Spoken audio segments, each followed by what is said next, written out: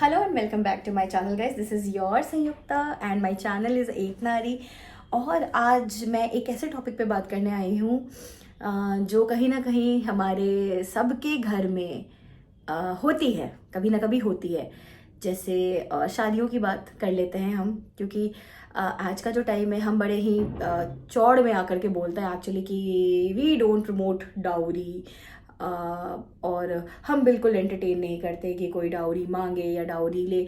लेकिन ये जो इनडायरेक्टली कन्वीनियंस है, जो गिफ्ट टेकिंग एंड एक्सचेंज होता है, इसको आप क्या कहोगे? और अगर ये गिफ्ट देना लेना कोई बुरी बात नहीं है। अब मेरे पापा मुझे शौक से कुछ दे रहे हैं, बट अगर वो लिटरली शौक से दे रहे हैं और उनको शौक से देने के लिए फोर्स किया जा रहा है, ये दो डिफरेंट बातें हैं। तो सारी फैमिलीज को तो लेके मैं नहीं कह रही, बट कुछ फैमिलीज अभी भी हैं जो इनडायरेक्टली ये गिफ्ट्स लेने के लिए फोर्स करते हैं। एंड मैंने ऐसे लोग भी देखे हैं अभी। हालांकि शादियां कुछ मतलब सीजन्स तो अभी शुरू हुए हैं, बट बहुत टाइम से ये चीज़ें सुन रही हूँ, बट मुझे ये बात करनी थी। तो जस्ट ये एक सेशन है आप लोगों के लिए। आपको क्या लगता है? इस विचार को आप ज़रूर कमेंट में आकर के मुझे बताएं। तो अभी हमारे ही यहाँ किसी की शादी होने वाली है, और मुझे अच्छा नहीं लग रहा था एक चीज़ इसको लेकर के कि why are they demanding so much, क्यों इतना डिमांड कर रहे हैं, और क्या उनके पास है नहीं? और अगर है नहीं तो सारा कुछ क्या लड़कियों से ले लेंगे, लड़की वालों से ले लेंगे? तो मुझे बहुत बुरा लग रहा था इस चीज़ को लेकर के। एंड मैंने ये अपनी बात रखी भी और सबने सुनी भी। और लाइक मेरे फैमिली में थोड़ा सा डिफरेंट है इन चीज़ों को लेकर के, लोगों की धारणाएं थोड़ी सी डिफरेंट है। मेरे जो इन लॉज हैं उन्होंने मेरी शादी में भी कुछ डिमांड नहीं किया था, एंड मेरे पापा ने भी जो दिया था वो उन्होंने खुशी से दिया था। उनको खुशी से देने के लिए भी किसी ने नहीं मांगा था। तो जो भी उनकी मर्जी थी, उनको मुझे लग रहा था देना था, उन्होंने मुझे दिया। क्योंकि मैं उनकी बेटी हूँ तो उन्होंने मुझे खुशी से कुछ चीज़ें दी। एंड यही मेरे father in law and mother in law का है कि वो कभी कुछ मांगते नहीं हैं, कभी नहीं। और मतलब मुझे मतलब इन चीज़ों को लेकर के I am very blessed. At the same time मेरी ही फैमिली में और भी लोग हैं, दूर के रिश्तेदार हैं, और उनके यहाँ भी चीज़ें ऐसी सुनने को मिलती हैं कि बेटी है और मुझे एज हो रही है, उसकी शादी करनी है, इतना ही दे पाएंगे। ये इतना ही दे पाएंगे होता क्या है? तो ये एक ऐसा लाइक क्वेश्चन है जो मैं बहुत टाइम से चाहती हूँ कहना कि अगर आपने अपनी बेटी को पढ़ाया है, लिखाया है, and she is working, and जिससे शादी हो रही है if he is also working, तो आगे जाके दोनों मिलके अपनी लाइफ के अकॉर्डिंग अपनी चीज़ें खुद खरीद सकते हैं, अपने लिए बहुत कुछ कर सकते हैं। ये तिलक दे करके, दहेज दे करके, दहेज तो अब बोलते ही नहीं है, दहेज बोलना तो पाप हो चुका है। क्यों? क्योंकि अब उसको गिफ्ट्स का नाम दे दिया जा चुका है। तो ये क्यों, ये क्या साबित करना चाहते हैं और ये क्यों करते हैं ऐसा? ऐसे मेरे मन में बहुत सारे सवाल उठते थे।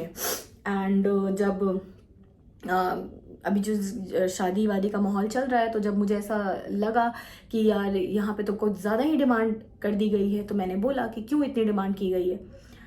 बट सब ने कहा कि नहीं, अब तो ज़रूरी है, अब टाइम हो चुका है, अब कोई बात नहीं, कहीं पे भी देना पड़ेगा क्योंकि लड़की। अरे अच्छा, ये मैंने मोस्टली देखा है लाइक झारखंड, बिहार, यूपी, हिंदू की जो शादियां होती हैं मोस्टली, उसमें देखा है कुछ अलग ही रीति रिवाज हैं। आपके मुस्लिम्स में एंड आपके पंजाबियों में कुछ अलग है थोड़ा।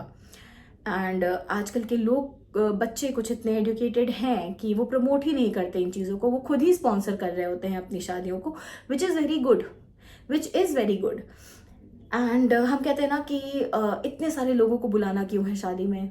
तो ये प्रथा तो बहुत टाइम से चलते आई है। आप भी किसी की शादी में जाकर के खा करके आए हो, तो अब आप भले ये चीज़ नकार दो कि नहीं, इतने इतने खर्चे नहीं करने, पर आपके पेरेंट्स नहीं मानेंगे। अब या तो उनको दुखी कर दो, या तो आप ही थोड़ा दुखी होकर एडजस्ट होकर के काम चला लो। तो ये 50,000 बातें हैं।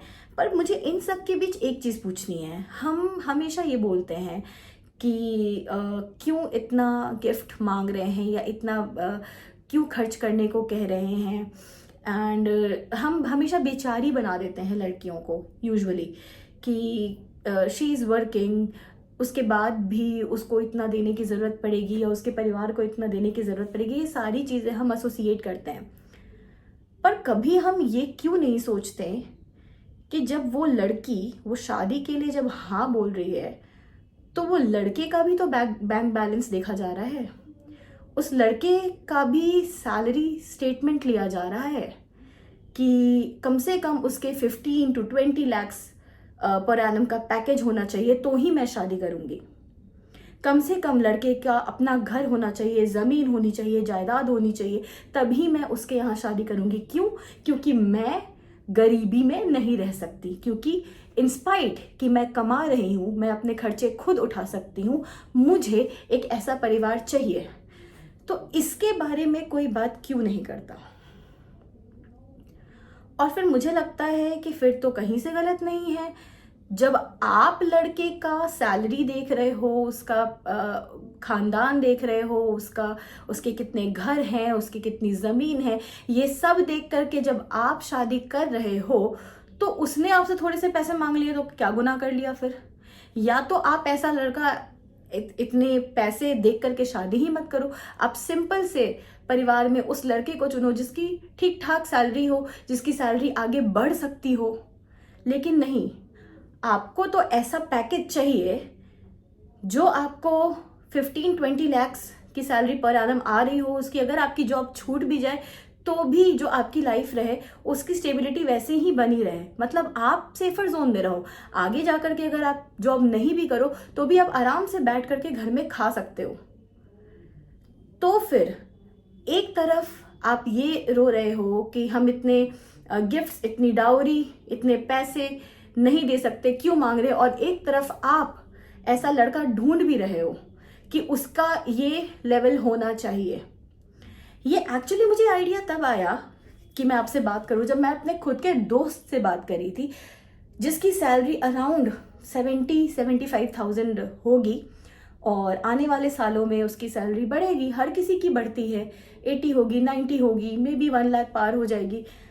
बट जो matrimonial.com पे वो डाल रहे हैं या फिर जो रिश्ते उनके पास आ रहे हैं, उनमें लड़कियों की डिमांड है कि लड़के की सैलरी 15 लाख से ऊपर होनी चाहिए और शादी के बाद मैं अपनी नौकरी छोड़ दूंगी।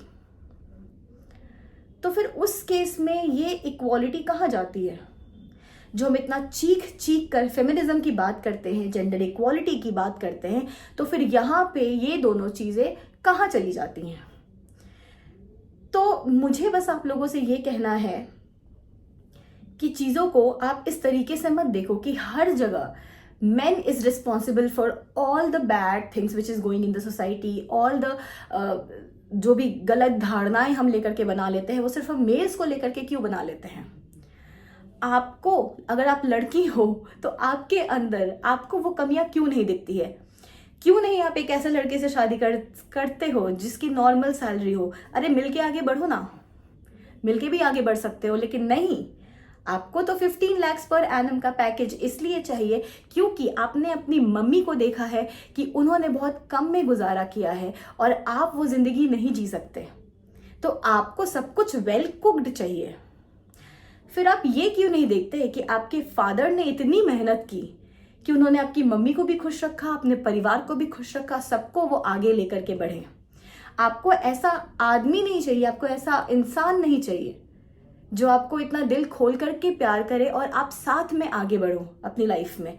आपको वो कंप्लीट पैकेज चाहिए ताकि आपके ऐशो आराम में कोई कमी नहीं आए। इंस्टेड कि आप भी कमा रहे हो, you have a good salary, और खुद की सैलरी हो सकता है कि आपकी 8 lakhs पर एनम हो, लेकिन आपका जो हस्बैंड हो उसकी सैलरी हमेशा आपसे ज़्यादा होनी चाहिए।